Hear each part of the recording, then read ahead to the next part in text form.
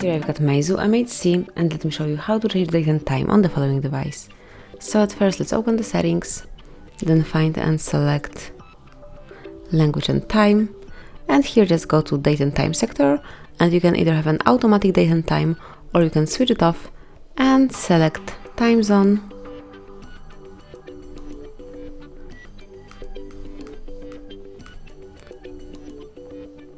date, and also time manually by yourself.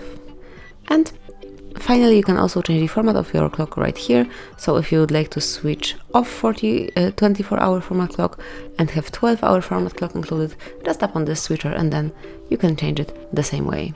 So that would be all. Whenever you would like to go back to automatic setup, just click here and then you will have all date and time and the settings set up automatically. So that would be all, so you can smoothly and easily set up date and time in your device. Thank you for watching, please subscribe our channel and leave the thumbs up.